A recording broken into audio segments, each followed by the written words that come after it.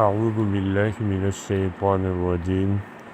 بسم اللہ الرحمن الرحیم۔ فرمایا وقالت الیہود لیست النصارى علی شیء، اور یہودیوں نے کہا کہ عیسائی کسی بنیاد پر قائم نہیں ہیں۔ وقالت النصارى، اور عیسائیوں نے کہا لیست الیہود، نہیں ہے یہودی، علی شیء، کسی بنیاد پر، کسی چیز پر۔ وَهُمْ، حالانکہ وہ لوگ، یتلون الکتاب، کتاب کی تلاوت کرتے ہیں، کتاب پڑھتے ہیں۔ کذالک، اسی طرح، قال، کہا، الذین، ان لوگوں نے، جو لوگ، لا یعلمون، علم نہیں رکھتے، مثل قولہم، ان جیسی بات۔ فاللہ، تو اللہ تعالیٰ، یحکم، فیصلہ فرمائیں گے، بینہم، ان لوگوں کے درمیان، یوم القیامت، قیامت کے دن، فیما کانوا فیہ، ان باتوں میں جن میں یہ لوگ، یختلفون، اختلاف کر رہے تھے۔ ان آیات کا ایک خاص پس منظر ہے، اور وہ یہ کہ آپ صلی اللہ علیہ وسلم کے پاس نجران کا ایک وفد آیا، اور جب وہ آئے تو آپ صلی اللہ علیہ وسلم کے پاس ہی موجود تھے کہ یہودیوں اور عیسائیوں کی آپس میں تکرار شروع ہو گئی، اور بات جو ہے بڑھتی چلی گئی، یہاں تک کہ یہودیوں نے جو ہے عیسائیوں کے بارے میں کہا کہ تمہارے مذہب کی تو کوئی بنیاد ہی نہیں۔ پھر اس کے بعد عیسائیوں نے بھی کہا کہ جو آپ کا مذہب ہے اس کی کوئی بنیاد نہیں۔ تو اللہ تعالیٰ فرما رہے ہیں کہ ان دونوں نے ہی صرف یہ بات نہیں کی، بلکہ جو مشرکین مکہ تھے جن کے پاس علم ہی نہیں تھا، وہ لوگ بھی کہہ رہے ہیں کہ یہ دونوں فرقے ٹھیک نہیں ہیں۔ چنانچہ اب ان آیات کو دیکھیں، فرمایا وقالت الیہود، اور یہودیوں نے کہا، لیست النصارى علی شیء، نہیں ہے عیسائی کسی بنیاد پر۔ پہلے اللہ تعالیٰ نے یہودیوں کا ذکر کیا، وجہ ایک تو یہ بیان کی گئی ہے کہ یہ مذہب سب سے پہلے آیا، اور دوسری یہ کہ یہ لوگ زیادہ جھگڑالو تھے، تو عین ممکن ہے کہ بات ان لوگوں نے ہی شروع کی ہو، تو اللہ تعالیٰ نے انہی کا تذکرہ جو ہے یہ ابتدا میں کیا۔ اور الفاظ یہاں پر اللہ تعالیٰ نے عام فرمائے، خاص نجران کے لوگوں کا جو ہوا معاملہ صرف ان لوگوں کا نام لے کر نہیں ذکر فرمایا، اور یہ قرآن کا ایک عام اسلوب ہے۔ قرآن مجید میں کوئی خاص واقعہ ہوتا ہے تو قرآن مجید کے اندر عام طور پر اس کے اندر عام الفاظ استعمال ہوتے ہیں۔ وجہ یہ ہے کہ قرآن مجید صرف ایک خاص واقعے کی حد تک نہیں ہے، صرف ایک خاص واقعے میں لوگوں کے لیے نصیحت کا سامان نہیں دے رہا، بلکہ قرآن مجید تو ہمیشہ کے لیے لوگوں کو یہ جو ہے نصیحت کا سامان پہنچا رہا ہے۔ چنانچہ گویا کہ اس بات کی طرف اشارہ ہے کہ یہ لوگ ابھی سے نہیں، پہلے سے ان کا آپس میں اختلاف چلا آ رہا ہے، اور اختلاف اس حد تک ہوتا ہے کہ پھر یہ کہتے ہیں کہ تمہارے مذہب کی تو کوئی بنیاد ہی نہیں، اور فرمایا آئندہ بھی یہ ہوگا۔ چنانچہ فرمایا یہودیوں نے کہا، لیست النصارى، نہیں ہے عیسائی، علی شیء، کسی بنیاد پر۔ نصارہ جمع ہے، اور اس کا مفرد ہے نصرانی، اور یہ لفظ نکلا ہے ناصرہ سے۔ ناصرہ وہ بستی ہے جہاں پر حضرت عیسیٰ علیہ السلام نے جو ہے پرورش پائی، تو اس وجہ سے ان لوگوں کو بھی کہا جاتا ہے نصرانی، اور جمع اس کی نصارہ ہے۔ فرمایا وقالت النصارى، اور عیسائیوں نے کہا، لیست الیہود، نہیں ہے یہودی، علی شیء، کسی بھی بنیاد پر۔ فرمایا حالانکہ وہم یتلون الکتاب، حالانکہ وہ لوگ اپنی اپنی کتاب کو پڑھتے بھی ہیں، اور جب کتاب کو یہ دونوں قومیں جس وقت یہ لوگ جو ہے پڑھتے ہیں تو ان کی اپنی کتاب کے اندر یہ بات لکھی ہے، یہودیوں کی کتاب کے اندر، کہ حضرت عیسیٰ علیہ السلام آئیں گے، لیکن یہ لوگ ان کی بالکل ہی یہ لوگ مخالفت کر رہے ہیں۔ اور عیسائیوں کی جو کتاب ہے انجیل، اس کے اندر لکھا ہے کہ حضرت موسیٰ علیہ السلام اپنے وقت کے برحق پیغمبر تھے، اور یہ ان کی خواہ مخواہ اس طور پر مخالفت کر رہے ہیں کہ تم کسی بنیاد پر ہی قائم نہیں۔ بھائی بنیاد تو تھی، اب ان سے اس کے اندر کوتاہیاں شروع ہوئی ہیں۔ اللہ تعالیٰ فرما رہے ہیں کہ کذالک اسی طرح، یعنی جس طریقے سے یہ لوگ ایک دوسرے پر الزام تراشی کر رہے ہیں، قال کہا الذین لا یعلمون ان لوگوں نے جو لوگ جانتے نہیں ہیں، اس سے مراد اکثر حضرات کے نزدیک مشرکین مکہ ہیں، مثل قولہم ان جیسی بات، یعنی جس طرح انہوں نے محض اپنی خواہشات کی بنیاد پر جھگڑا کرتے ہوئے بات کی، ان لوگوں نے بھی ایسی بات کی ہے۔ یہاں پر بعض حضرات نے ایک نقطہ بیان کیا کہ اللہ تعالیٰ نے وہم یتلون الکتاب کا یہاں پر اضافہ فرمایا، حالانکہ یہ لوگ کتاب کی تلاوت بھی کرتے ہیں۔ اس سے معلوم ہوا کہ محض تلاوت کرنا یہ چیز جو ہے کافی نہیں ہے، جب تک کتاب پر آپ عمل پیرا نہ ہو تو، اور کتاب کی انسان جس وقت تلاوت کرتا ہے تو اس کا لازمی نتیجہ یہ ہونا چاہیے کہ انسان کتاب کو اپنی زندگی میں لے کر آئے۔ تلاوت ابتدا ہے اور انتہا اس کی یہ ہونی چاہیے کہ انسان کی زندگی میں وہ کتاب آ جائے۔ اور آگے اللہ تعالیٰ نے جو بات بیان فرمائی، اسی طرح کہا ان لوگوں نے جو لوگ علم نہیں رکھتے تھے، اس سے مراد مشرکین مکہ ہے۔ ظاہری بات ہے ان کے پاس علم کسی آسمانی کتاب کا نہیں تھا، تو اللہ تعالیٰ نے یہ نہیں فرمایا کہ الذین لا یعلمون الکتاب، بلکہ فرمایا جو لوگ علم ہی نہیں رکھتے تھے۔ اس سے اس بات کی طرف بھی اشارہ ہے کہ علم وہی معتبر ہے کہ جو علم اللہ تعالیٰ کی کتاب کا ہو۔ باقی یہ ہے کہ صنعت و تجارت یا اس قسم کی چیزیں وہ تو ان کو آتی تھی، لیکن اللہ تعالیٰ نے فرمایا کہ ان کے پاس علم نہیں۔ فرمایا فاللہ، تو اللہ تعالیٰ یحکم، فیصلہ فرمائیں گے، بینہم، ان لوگوں کے درمیان، یوم القیامتی، قیامت کے دن۔ اور اس فیصلے سے مراد عملی فیصلہ ہے، ورنہ دنیا میں دلائل کی روشنی میں تو ان کے خلاف فیصلہ ہو چکا ہے، دلائل میں تو یہ لوگ اسلام والوں سے، مسلمانوں سے یہ لوگ نہیں جیت سکتے۔ فرمایا قیامت میں عملی فیصلہ ہوگا۔ فیما کانوا فیہ یختلفون، ان چیزوں کے بارے میں جن میں یہ لوگ اختلاف کیا کرتے تھے۔ کیا فیصلہ ہوگا اس کو یہاں پر نہیں ذکر فرمایا، گویا کہ وہ بڑا ہی زبردست قسم کا فیصلہ ہوگا، شدید سزا ہوگی جس کو الفاظ میں نہیں بیان کیا جا سکتا، چنانچہ اللہ تعالیٰ نے بھی اس چیز کو الفاظ میں نہیں بیان فرمایا۔ آگے اللہ تعالیٰ بیان فرما رہے ہیں کہ آپس میں تو ان لوگوں کا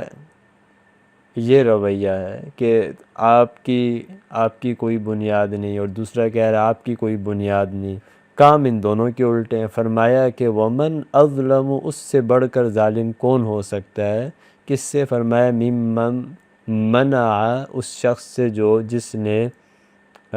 جو شخص روکتا رہا، جس شخص نے منع کیا، مساجد اللہ، اللہ تعالیٰ کی مساجد سے، ان یذکر فیہا، کہ اس میں ذکر کیا جائے، اسمہ، اس کے نام کا۔ اس سے بڑھ کر ظالم کون ہو سکتا ہے جس نے اللہ تعالیٰ کی مسجدوں کو اس بات سے روکا کہ اس میں اللہ تعالیٰ کا نام لیا جائے، ایک بات۔ دوسرا وسعی فی خرابیہا، اور کوشش کی ان کو تباہ کرنے کی۔ فرمایا اولئک، یہ تو ایسے لوگ ہیں، ما کان لہم، ان کو یہ حق نہیں پہنچتا تھا، ان یدخلوہا، کہ وہ ان مساجد میں داخل ہوں، الا خائفین، مگر ڈرتے ڈرتے۔ اس سے مراد کون لوگ ہیں؟ تو اکثر مفسرین نے فرمایا کہ اس سے مراد یہ تینوں گروہ ہیں، یہودی بھی، عیسائی بھی، مشرکین مکہ بھی، اور یہ تینوں گروہ مختلف ادوار میں لوگوں کو اللہ تعالیٰ کی مساجد میں داخل ہونے سے روکتے رہے۔ یہودیوں نے بھی ایسا کیا اور عیسائیوں نے بھی ایسا کیا، اور یہ جو مشرکین مکہ انہوں نے بھی ایسا کیا، جس طریقے سے آپ صلی اللہ علیہ وسلم کو بیت اللہ میں جانے سے روکا، بالخصوص صلح حدیبیہ کے موقع پر جب جا رہے تھے وہاں سے روکا۔ تو یہ ساری کی ساری اس کے اندر جو ہے صورتیں داخل ہیں۔ اور پھر اس کے بعد یہ جو بیان فرمایا کہ اس سے بڑھ کر ظالم کون ہو سکتا ہے جو اللہ تعالیٰ کی مساجد سے جو ہے لوگوں کو اس طور پر روکے کہ وہاں پر اللہ تعالیٰ کا نام نہ لیا جا سکے، اور ان کو تباہ کرنے کی کوشش کرتا رہا۔ ایک تو بات یہ ہے کہ وسعی فی خرابیہا، مساجد کو تباہ کرنا، اس کی دو صورتیں ہوتی ہیں۔ ایک تو یہ ہے کہ مساجد کو ظاہری طور پر تباہ کرنا، اس کو گرا دینا، جیسا کہ اس سے پچھلے ادوار میں یہودی اور عیسائی ایک دوسرے کے عبادت خانوں پر یہ لوگ حملہ آور ہوتے رہے۔ اور ایک یہ ہوتا ہے کہ مساجد کی آبادی، فرمایا انما یعمر مساجد اللہ من آمن باللہ والیوم الآخر واقام الصلاۃ الی آخری، کہ جو ہے مساجد کی آبادی تو ایمان اور یہ چیز اعمال صالحہ سے ہوتی ہے۔ تو کسی کو اس بات سے روک دینا کہ وہ وہاں پر ایمان اور اسی طریقے سے وہاں پر اعمال صالحہ کا مظاہرہ نہ کر سکے، تو یہ بھی گویا کہ اس مسجد کو تباہ کرنا ہے، ویران کرنا ہے۔ اب یہ جو ابتدا میں بیان کی ہے بات کہ اس سے بڑھ کر ظالم کون ہو سکتا ہے جو مساجد کو اس بات سے روکے اس میں اللہ تعالیٰ کا نام لیا جائے۔ ایک تو اس سے یہ بات معلوم ہوتی ہے کہ مسجد میں اللہ تعالیٰ ہی کا نام لینا چاہیے، اللہ تعالیٰ کے غیر کا نام نہیں لینا چاہیے، اور ادھر ادھر کی اس کے اندر خرافات نہیں ہونی چاہیے۔ ایک چیز تو یہ ہے۔ دوسری بات یہ ہے کہ اللہ تعالیٰ کا نام لینے سے روکنے کی کئی صورتیں ہیں۔ ایک صورت تو یہ ہے کہ کسی کو مسجد میں داخل ہی نہ ہونے دیا جائے کہ وہ اللہ تعالیٰ کا نام لے سکے۔ دوسری صورت یہ ہے کہ جو لوگ وہاں پر ہیں ان لوگوں کو جو ہے تنگ کیا جائے، مثال کے طور پر شور و شغب کیا جائے، یا ایک اس کی صورت یہ بھی بیان کی ہے کہ اس طور پر روکنا کہ کوئی آدمی جا کر اونچی اونچی وہاں پر تلاوت شروع کر دے، باقی ساری لوگ اپنی وہاں پر نماز ادا کر رہے ہیں اور ان صاحب نے اتنی اونچی آواز میں شروع کر لی کہ کوئی اپنی نماز نہیں پڑھ سک رہا، یا اسی طریقے سے کوئی بھی ایسا کام شروع کیا جس کی وجہ سے لوگ اپنی انفرادی عبادت وہاں پر نہیں کر پا رہے ہیں، تو اس طرح کا کوئی کام نہیں کرنا چاہیے۔ فرمایا کہ اولئک ما کان لہم ان یدخلوها الا خائفین، ان لوگوں کو تو یہ بات چاہیے تھی کہ اس کے اندر ڈرتے ڈرتے یہ لوگ اس میں داخل ہوتے۔ اس میں اس طور پر بھی ہے کہ اس میں یعنی ایک تو اس بات کی طرف بھی اشارہ ہے کہ مساجد میں آدمی جائے تو اس کے دل کے اندر اللہ تعالیٰ کا خوف ہونا چاہیے۔ اور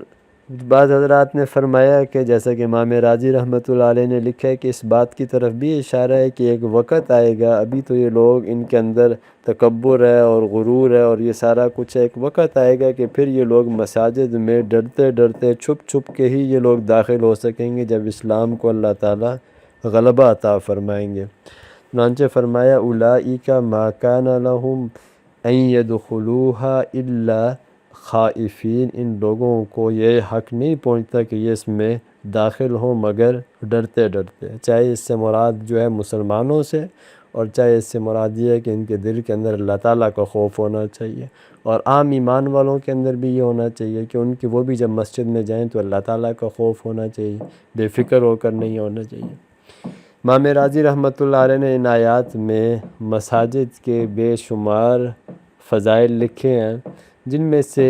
ایک انہوں نے اس چیز کو لکھا کہ اللہ تعالیٰ نے جو یہ بات بیان فرمائی ہے کہ اللہ تعالیٰ کو جگہوں میں سب سے زیادہ محبوب جگہیں مساجد ہیں،